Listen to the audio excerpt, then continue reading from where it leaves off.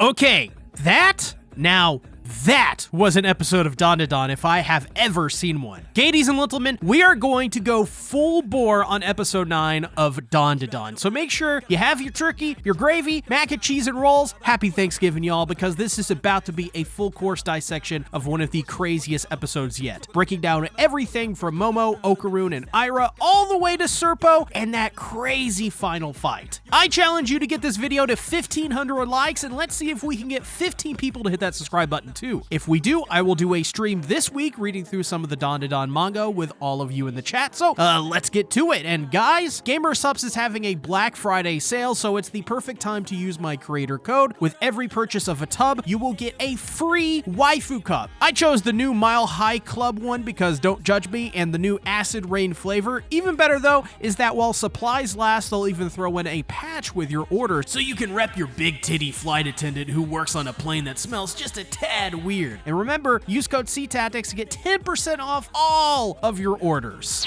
Okay, so it goes without saying, as I've already said it, but this episode was just so damn great. We immediately get this showcase of the full form of Ira's acrobatic silky transformation. Now, this is one of my favorites in the entire series to this day, only because it's just one of the coolest visuals in the entire series. I mean, you have her legs and kicks, which reminds me so much of Sanji from One Piece, but like, you know, the cool aspects of Sanji. Zoro is still better, obviously, but I mean, who even likes Sanji? I mean, legit. If anyone watching this video likes Sanji, I want to personally meet you at PAX and fight you in a mud pit. Talk shit, get hit, buddies. Anyways, I also love her hair too. It's odd, isn't it though? One of the best aspects of Ira's entire character is, as you guys put it, and it will forever live rent free in my head, her Kirby looking ass. More specifically, her Kirby looking head ass hair. So it's really cool to have that aspect carry over into her transformation. And gosh, I just love Ira. Don't you guys? Ira is cool. And no, I'm not simping. So Ira, being her natural self, sees Okaroon stark naked. And here is the thing, because it's Ira and she can't read the goddamn room, she jumps to the conclusion that Okaroon is trying to betroth her. Now, I'm not the most popular with the ladies. I run an anime channel, for Christ's sake. What do you expect? But I'm also like 100% certain that this is not how that works. But I love how she immediately just regains her composure and carries on. That was really good comedic timing. So Ira quite literally opens a can of whoop ass on the Serpo and the Abba alien while Okaroon desperately looks for clothes. And honestly, I am so glad that they changed this scene from the manga. In the manga, you get a full view of Ira's, well, her unmentionables, which is, you know, I mean, you get that pretty much in this episode too, but later on. Which, to be clear, you know, I don't give two craps about. I have much more trouble events of my life, so that's you know, this is not my priority. But I do like it from the angle of phrasing there. I do like it from the angle of the animators just doing something different, fun, and unique that also looks pretty good as well. Wow, a reasonable and balanced response. However, with this being Ira, there is no balance for her because she quite literally falls on her head because of some invisible wall. Now, this is obviously no doubt from the way the device has worked and created this empty space. However, we gotta talk about this fight because this is another certified Wincient's Waru moment. They absolutely decimate this schoolroom, and I was so impressed with just how destructive their fighting looked too. You can really feel and see the impact and the detail of the destroyed walls and school. It just looks so visceral and cool. I also got a chuckle out of Okaroon trying desperately to find clothes. Also, guys, this is literally that recurring nightmare we all have where we go to school naked. You know, the embarrassing ones. I thought that was a subtle but clever joke. It was so cool when Ira was like, I have my heart set on someone else, but I'll give you as many chances as you want to come at me, bro. That was a really cool line and shows just how confident she feels in this form. Or maybe that just comes from her delusion. And she makes good on calling herself a refined lady because she sends the alien dinner plate first into the ceiling. And guys, what the heck is this anime? Seriously, I don't think I've ever been this impressed with something like since Chainsaw Man or, God, Look Back. This is truly some incredible production for a 12-episode core. But Serpo catches, as he calls her, woman person, which confirms that Serpo probably is a red-pilled incel. I wonder if he went to the camp where they cry into each other's arms. Also, this is another change from the manga too, which if you want me to go over the changes in a separate video, then, you know, leave a like, just saying. But in the original, this was much more, shall we say, fan servicey. Nothing too bad, mostly just Serpo coming off as kind of sexual assaulty, if that is how you could describe it. But once again, I don't mind it too much, but it is a big tonal change, and in the anime version, you wouldn't even know. He just points to Aira as a pseudo-moe blob thing. Honestly, though, I think I like the change because of what occurs later on in the story. It just fits much better in this version. But I do like Aira's defiance through all of this, proclaiming herself to be the chosen one and that she will not succumb to them, which immediately ends with her getting punched damn near through a roof. Seriously, for how much the anime onlys probably don't like Aira right now, take notice at how much she's been beaten up since she's been introduced. It happens like every episode. So can we I don't know, be a little nicer to Kirby here? I mean, much like Kirby, she may suck, but it's Aira. She's cool. Water under the bridge, right? So Okarun, being the noble one, decides to defend Aira and use his transformation, which was such a cool scene. Just goes to show that despite the situation, Okarun puts himself on the line to protect all of his friends. He's a super good boy. Yes, he is. But they are then immediately crushed in the, quote, awesome zone, which is the combination of the aliens' psychokinetic powers. This moment was great as the animation for it was absolutely stellar. And so the reason for ABBA being here begins to make much more sense because they cannot enter the awesome zone, and so they get him to do it for them and pummel them. However, Miss Momo Ayase comes to the rescue and helps Okarun break through the awesome zone. And typically, I always love it when Momo was on the screen, but this week, wow. I've never been so happy to see a character I see every episode predictably do the thing that she obviously is supposed to do. Also, just the fact she says that this is what Okarun gets for, quote, making out with that bitch. Personally, I think I like this line better in the manga because she calls Aira a skank, which is overkill and funny, but bitch will do. After the opening, God, we're like halfway through this video. After the opening, Aira makes a huge mistake by calling Okarun her dear kin Takakura, which hilariously causes Momo to lose composure and die, and causes them to succumb to the awesome zone once again. And I love their reactions too.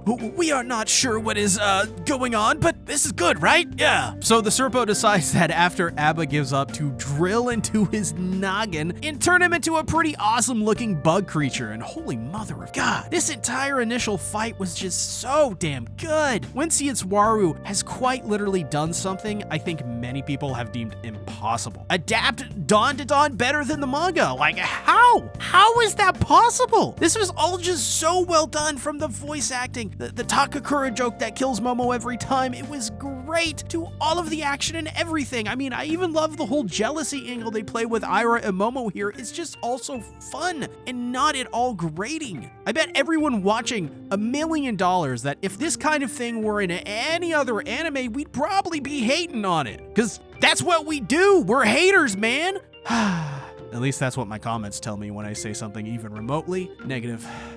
But this next part is quite easily my favorite of the episode. When Nessie came into the scene, I immediately began to I don't know, I just shook. I was just shaking. I was vibrating. I was like Comey when she's confronted with people in front of her. The best way I can describe it is as if I woke up to Madhouse announcing on Blue Sky that they're gonna do a 1-to-1 adaptation of Berserk. It's that feeling. You know the one. And I also love how Okarun geeks over Nessie and Aira just finds it so cute and adorbs. It's such a powerful scene too in terms of all that it means in that moment to Okarun as well. I mean, he's being proven right. He wasn't crazy. So as they gawk, Okarun and Momo make a beeline while Aira is just left hanging there for a moment. I thought that was funny. Even funnier is when Aira gets uppercut into the stratosphere. Oh my God. Like I said, can we be nice to Aira? Okay. She's like the punching bag in the show right now. She's atoned enough already. We get it. She's diluted. Who cares? Also, a great bit of detail here. The alien is even more powerful underwater, so he is basically in the ideal environment to completely destroy them. And to make matters worse, Okarun's powers, they're not working because Turbo Granny doesn't know how to swim, which does make sense. I mean, her hips are probably just 2 pieces of 2x4 at this point. So this is where we get into one of my favorite moments of the episode that was just so well done. Even better than in the manga, mostly because the voice acting was just so damn great here too. Momo doesn't want to save Aira, but Okarun, he kind of gets onto her for wanting to leave a person behind, because to Okarun, this is a human being. You can't just leave a fellow human to die, right? Well, this is where everything comes out, and they argue like a couple. Momo just can't get past what she thinks she saw, so Okarun takes her hands in his and kind of sets him straight. He looks into her eyes and explains that she should let him explain this to her from him if this is truly bothering her and if it is that important. And hearing this, she turns into putty within his hands. Momo is super duper weak to Okarun, and it's both cute and also really touching. She cares deeply for Okarun, and it hurts her a lot to misunderstand and see what she did. However, she also likes Okarun so much that it both causes a rift between them and kind of resolves itself, because she also can't help but trust Okarun as well. It's a nice moment between the two, and the acting was just so damn good. They conveyed the tension between them so well. And don't get me started when they look into each other's eyes underwater. Just get married already, you dum-de-dums. So stick with me here. Momo rides Okarun to get enough speed to launch up and grab Aira to rescue her. She then, for the second time in the series, saves Aira by using her powers to help her breathe again, which then leads to them stripping, phrasing, so they'll be faster in the water. And I love how Aira is reluctant because she only plans to strip on her wedding night. There is just something so